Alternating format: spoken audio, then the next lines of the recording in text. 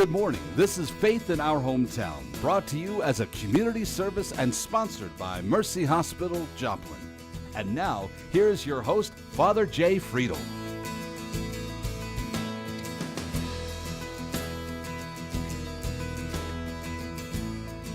Good morning, and welcome back welcome to Faith in Our Hometown, our weekly conversation about issues that matter to us as people of faith in the greater Joplin area. We spent many times talking on this show about our kids and wanting to make sure that our kids in our community stay safe. And sometimes when we have talked about that, we've realized that maybe there are many of you out there who have never contemplated all the different things and the ways that we need to keep our kids safe, especially in the world of the modern technology. And so I finally asked an expert, if you will, to come and to join us this morning. My guest this morning is going to be John Motazedi from SNC Squared, one of our local computer support companies. And so we're going to be talking a little bit about how we're going to keep our kids safe, our ideas for all of you out there who are responsible for your kids, ideas to help keep them safe. We are going to be right back after this Mercy Minute, so stick around, grab a cup of coffee, and we'll be right back to talk about keeping our kids safe. I was in shock, and in denial, and I couldn't believe it was me. I was healthy, feeling well, but unbeknownst to me, after the colonoscopy, I found out that I had colon cancer. My name is Mario Guerrero. I'm an ethicist. I help people that are in a hospital and the medical staff process some difficult situations. In this case, it was the other way around. Well, I'm glad I caught it earlier. On my 50th birthday, I had a regular checkup. I wasn't concerned because I felt well. No family history of this type of cancer, and yet I developed this type of cancer. During the process of the colonoscopy, they were able to remove that polyp. And having that done within the hospital setting, they can just address all the issues right there and then. I'm a great believer in early detection. This is such a silent disease, and you really don't necessarily have symptoms. Go get checked. Follow up with your physician. Don't wait. Well, again, thanks for joining us again for another weekend of Faith in Our Hometown. Again, as I mentioned to you before the break, my guest this morning, John Motazedi, a local business owner, SNC Squared. So, John, thank you for being here. John Motazedi, why don't you tell us a little bit about yourself and how you came to Joplin and all those good things? Well, wonderful. Well, thanks for the invite. I was the typical geek in school. I went to school. I had other aspirations, but the geek side probably just stuck, and I decided at some point that I should probably pursue my future and start myself a business. So we've grown in the last 12 years. We are now a staff of 22, and we're basically doing IT computer services for most small to medium businesses. Wonderful. And how did you wind up in Joplin? Well, it's an interesting concept. I lived actually just in a foreign country. My parents had moved over there back in the 60s, and I was born there, I was raised there. And back in 1981, some certain things just happened, and we decided to move over here. My grandmother lived here, so that was just a natural way to move here. We actually moved in with my grandma for a while and was quote unquote on welfare for a little bit until we reestablished and actually started again. So went right here in Joplin, Parkwood High School, went to Missouri Southern. So pretty much been here most of my life. Well, let's talk a little bit about how do we keep our kids safe, because we've talked about this on the program with other guests, and that's where the idea came up to have somebody come on and talk a little bit about cybersecurity and really how do we and what I mean by that, of course, Sure. And there's all kinds of different definitions, but I think especially in terms of our listeners, our viewers, to talk a little bit about how would we keep our kids safe, because there's a lot of things out there and a lot of people out there who try to get access to our kids through social media and those kinds of things. So, if you're a parent, okay, which you are, okay, so if you're a parent, and what would you suggest to all of our viewers as to how do they keep their kids safe? Well, it's funny because in some aspects, as a parent, I've also have gone through the challenges of what the 21st century technology poses, and have had to come up with solutions and ways to kind of address that. They say if you want to learn anything about computers, ask a 4-year-old or ask a 7-year-old. And Yes. That is so true, because they ultimately figure it out a lot quicker than we do, and even at my age, and I do this for a living. Right. It was clearly evident that my 4-year-old had figured out not only how to use my phone, but as a 4-year-old had enrolled his own fingerprints. He could actually purchase stuff from an app store, etc., without my knowledge. So I realized soon that I needed to kind of polish up my game a little bit and actually stay ahead of what's available. So, and that is a problem. A lot of folks are pressured into buying phones, into providing technology, because everybody now does it. What comes with great power is also great responsibility. And Right. that's a big challenge that a lot of parents don't realize. It's kind of a... And they're trying to respond to their kids and make their kids' lives better and do. I mean, I get all that, but I mean, they also don't understand. You know, everybody always just worried. You know, it's like, oh, Father, you know, you usually, you know, you work with the youth and all that stuff. What are you worried about them doing? I'm just like, they've had more access to do more stuff because of the tools you've handed them. Correct. That cell phone, than they're ever going to do on my watch. I pretty much know what they're doing when they're in the same room with me. Correct. You know, but it's what they, you know, what they have access to and where they can get on their phones is what, you know, is kind of scary. Well, the peer pressure of having that dialogue and having that communication between their fellow classmates or between others is so great. And now with the fact of being able to track each other on the phones, track what's happening, you know, making those requests, the group requests, et cetera, it really just puts a lot of pressure, you know, on, you know, we now talk about cyberbullying on your cell phone and on Facebook and on Instagram and all these type of social media. And you have to realize in some aspects the thing we provided our children to keep track of them for our benefit, for the benefit of parents, is now becoming the tool that they're being bullied by, that they're being kind of discriminated against or being pressured into doing things that are not necessarily for them. And as I always say, and you know, my wife even says this, the purpose of the phone is really for the benefit and the, you know, for the parents to ultimately decide where the kids need to go and what is put on it. And the fact that the kid has access to an app store and be able to download stuff needs to somewhat be limited and needs to be looked at. So we, as a general rule, lock our apps. So all the phones for the kids are actually locked. I hear about this all the time. Well, I want to download this. And sorry, I got to find out what it is. So there are certain apps that we don't let our kids download. And there's multiple reasons for it. The pressure is there's, you know, some of their classmates have those apps, and parents don't think twice about installing those apps on their phones, yet when it comes to my kids, I don't want those apps on my phones, etc. So that allows me to somewhat, as best as I can, to kind of limit their exposure to stuff. Right. So you can be, according to your children, I'm going to use kind words because we're on TV. Yeah. All right, but you can be a curmudgeon when it comes to their Exactly. access. Okay. So you're the big bad, you know, parent who says no. To, and actually your wife is worse, but it's okay. Yes. But so you can be the nice guy once in a while. But in that context, you've got reasons for saying no. So why would you advise other parents to say no as well? Correct, because many of the kids that actually install these apps don't go through the process of either locking it or fully investigating what is accessible. So there's tools, you know, there's apps like Snapchat now that can actually keep track of you and your friends where they are. This was a recent app. So you knowing that, or you having an open profile where others can actually see you and track you, might put you in some environment that you do not want to be in. Others might be able to get to you that you might not be able to see.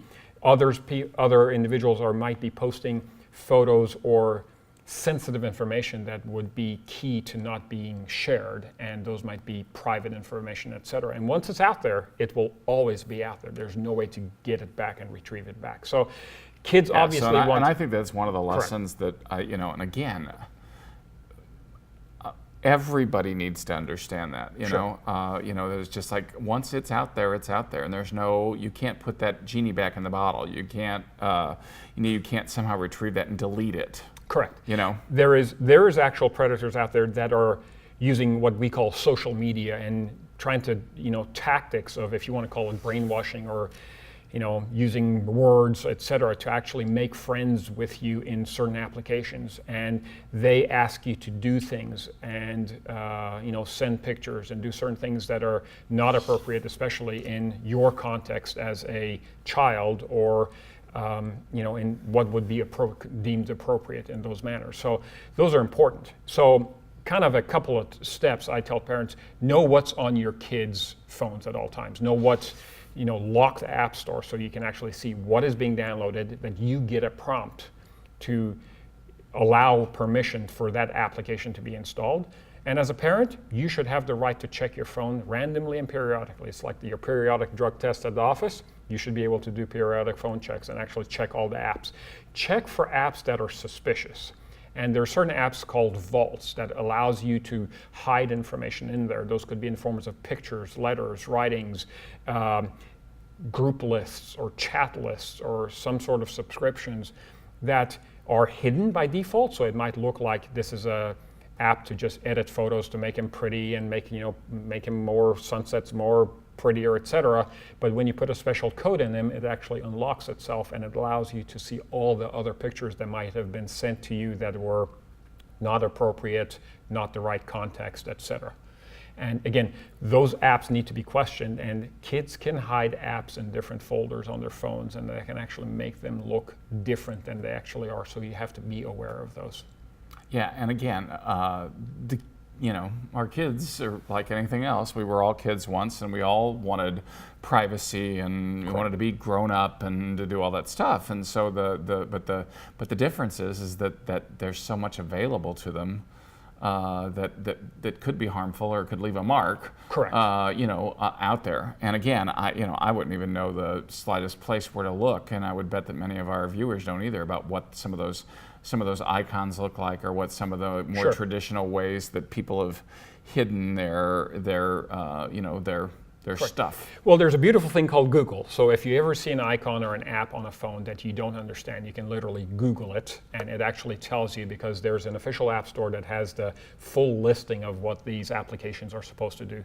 And it describes in pretty decent context, even if it's a vault or something that is not necessarily appropriate. It does tell you that it is a vault and this is what its purpose is. The parents have to take the time to actually investigate and look at it. Don't hand the phone with the expectation of never getting it back and never actually looking at it again. So that's a big thing. Another big thing is actually what happens in the home. So we're avid believers of not putting a computer in the kids' rooms. Absolutely not. So computers have to be in the public room. So ours are in the office, for example. We can walk by and see what's happening on the screen at all times and where they're going. I have a fancy firewall in place that actually prevents most of the stuff, and the places that it can go to, we put filters in there for against explicit information, etc. I say that because even though I'm quote unquote in the business, they can still get around it. Mm-hmm. They just have to ask their friends, and one of their hundreds of friends has to find a way to get around it, and that information is disseminated to all of them. In a heartbeat. In a heartbeat. They can communicate faster than CNN, I'm just telling you. Things just happen incredibly quick. Yeah. Well, and again, I don't think this is any different than, in some ways, some of the things we did when we were kids, Correct. The difference is that we had to do it in real life and in real time, rather than having all kinds of other ways to get ourselves into trouble. Correct. With the electronics that we have in our pockets. My guest this morning is John Motazedi, a local business owner for S&C Squared. John is talking to us a little bit about how to keep our kids safe, and so we've started down that track just a little bit, and we're going to continue on it. So go refresh your coffee and finish getting ready for church, do all those other things you need to do, but come on back. This is Faith in Our Hometown. We're going to be right back after a real quick break. You're watching Faith in Our Hometown on KSN TV, brought to you as a community service and sponsored by Mercy Hospital, Joplin.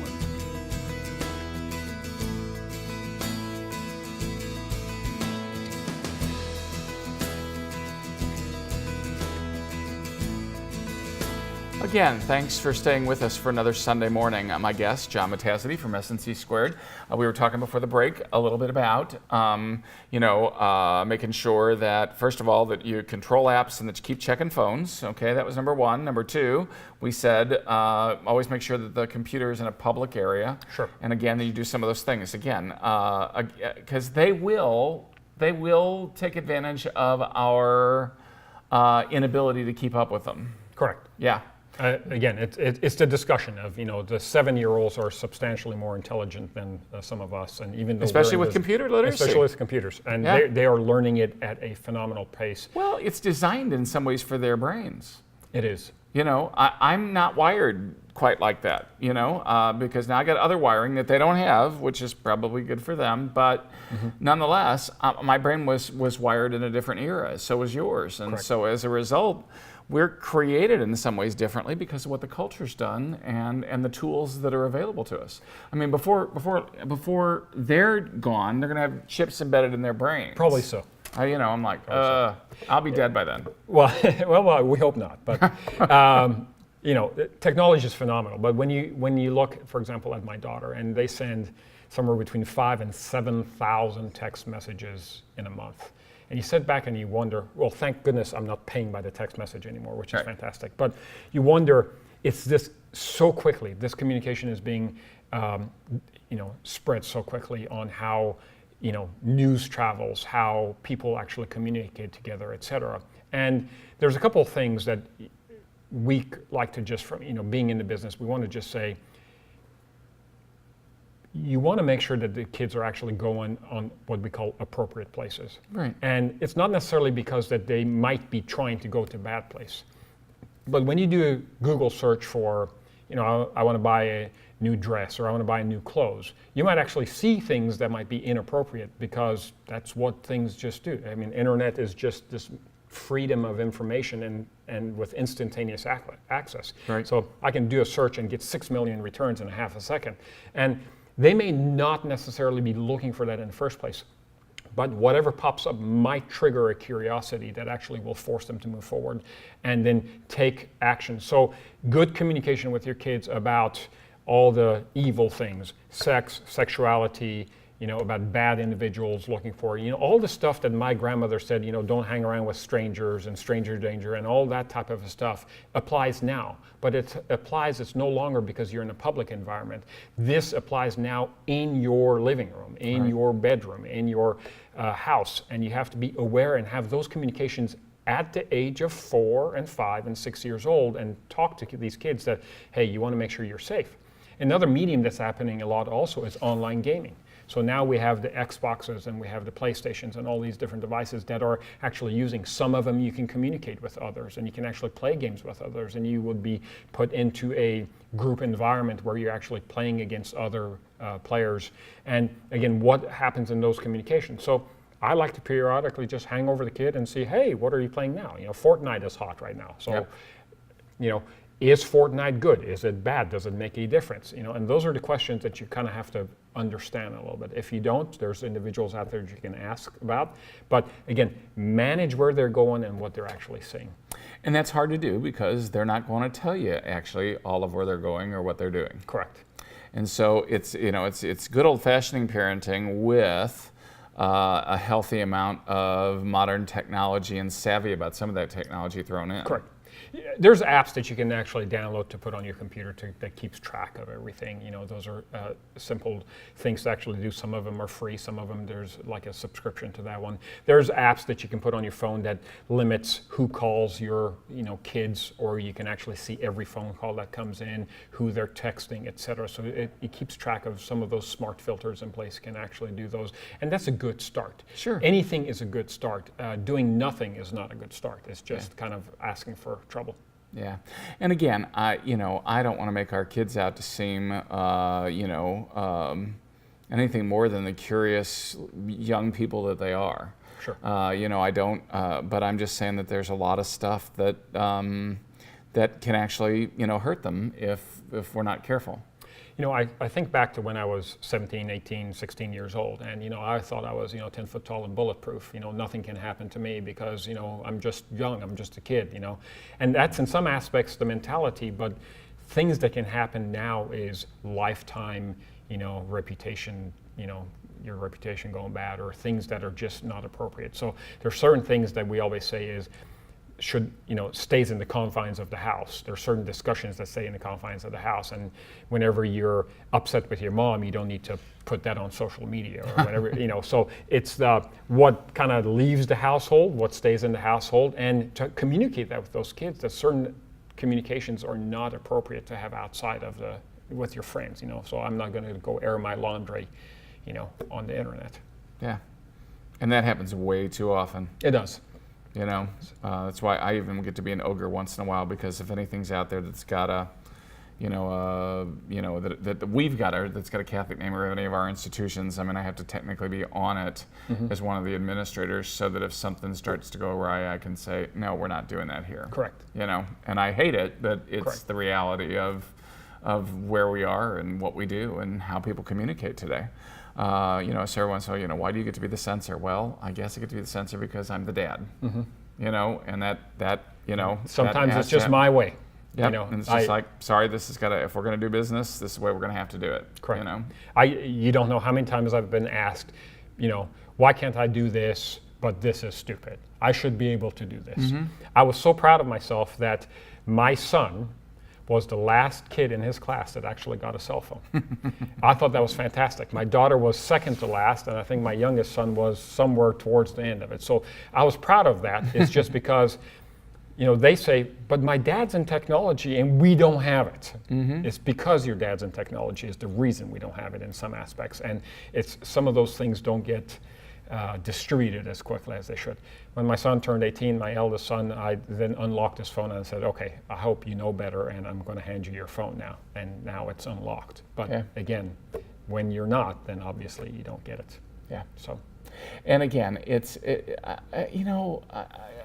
our kids, and the same way that we did, we think our parents just don't understand us, and and they're just not, they just don't get it. But unfortunately, sometimes their parenting of us meant that they actually did get it. Correct. And again, it's not that they didn't trust us or those kinds of things, but I would think something as simple. My example I always used was, that when we were going out, on a Friday evening, my mom wanted to know again every time, who was I going with, where were we going, and what were we going to do? And when are you going to be home? Well, no, we were told what time we were going to be home. No, that was never. But the question was, and so one time we said, well, we're just going to the mall. And Mama said, what are you going to do at the mall? And I said, oh, nothing. We're just going to hang around. She goes, no, you're not. Yeah. Why the third degree? It's just like, well, what do you mean? Why not? She said, well, if you're going after something, you want to do that. That's fine. If you want to go to do a particular thing, that's fine. But you're not just going to the mall to walk around. It's not. You need a purpose. If you don't have a purpose, then stay home. If you're just gonna, just hang out, then you don't need to be hanging out at the mall. And I'm like, okay. Well, I didn't like it, but I certainly understand it. And I think I came to understand it. Sure. I didn't understand it at the time, but I think that sometimes we have to do those things with the people we care about. Sure. One other thing, and you talk about in the olden days, we used to go to the mall, and it's the aspect of, I think the youth are kind of somewhat losing their social skills, is because of, I'm now interacting with a phone. It's more important to get likes on my Instagrams and likes on my Facebooks, etc., than it is to have a dialogue sitting across from me. And I see that challenge with kids, even in families, I got a kid goes in one room and is playing a game on the computer, and another kid's on Instagram, and somebody's cooking dinner. It just makes it very, very difficult to have that bond. So when it's dinner time, phones go up, we are having dinner together as a family. But those are challenges because you can't judge your worth and your self value by how many likes you get on Instagram. My son posts something and he says, oh my God, I got 1,000 likes on it. That's so awesome. I said, Great. What does that mean, actually? In the real realm of life, what did you gain? What does that mean? It's this electronic little, bits in the internet somewhere that are on and off. So. Well, and again, some of the research that's being done is showing that all of this need for this affirmation at that level is not necessarily healthy. Correct. I will just tell you from dealing with, students in my experience, sometimes they really struggle to communicate like this because they're so used to doing it with this intermediary in between. I mean, I think it's really kind of scary when you're in a group, when you get 6 people at a table who are supposed to be having dinner. They're texting and each other at the table. This table. person's going to the person down there, and they're just looking at them going, and they're like, and you're like, what's happening here? Why can't we do that together, like all 6 of us at the same time? What is? Yeah, it really kind of bothers me. Sure. I originally, my students were originally driving me crazy texting me, and so finally I just said, okay, no texting, and I didn't. I lived without the texting for several years, just never even turned it on.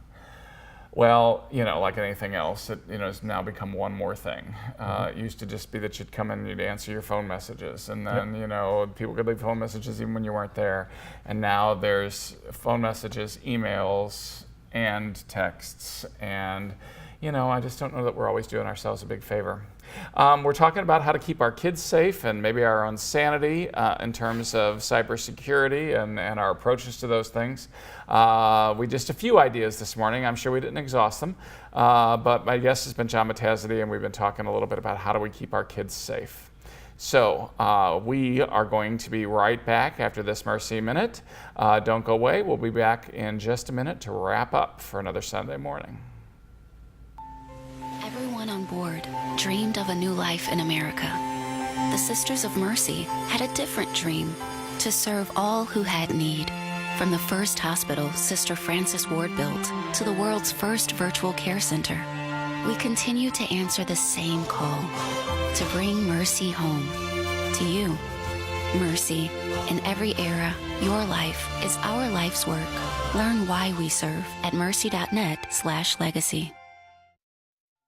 A new baby changes the world and each of us.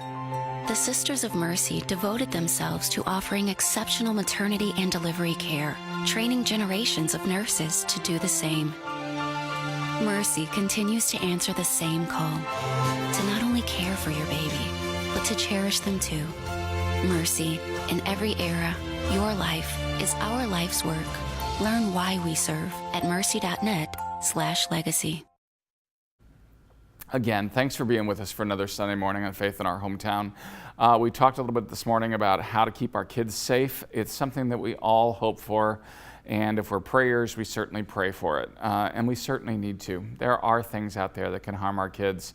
And for those of you who have kids and are responsible for them, you've got to up your game in terms of how you're going to monitor and supervise, because that's really what it boils down to. How you're going to monitor and supervise your kids' social media habits, and those things can hurt if we don't pay attention. The worst thing in the world we can do is just hand everybody the tools and say, have at it, without any kind of supervision whatsoever. That's like giving people the tools, but unfortunately tools to do as much harm as tools to do good. And we want to mitigate the harm while we continue to do the good. We thank you again for joining us for another Sunday morning at Faith in Our Hometown. We hope you'll join us again next week. Have a terrific rest of your Sunday, and God bless. Thanks for watching. Faith in Our Hometown can be seen Sunday mornings at 6:30 and 9 a.m. on KSN. Brought to you as a community service and sponsored by Mercy Hospital, Joplin.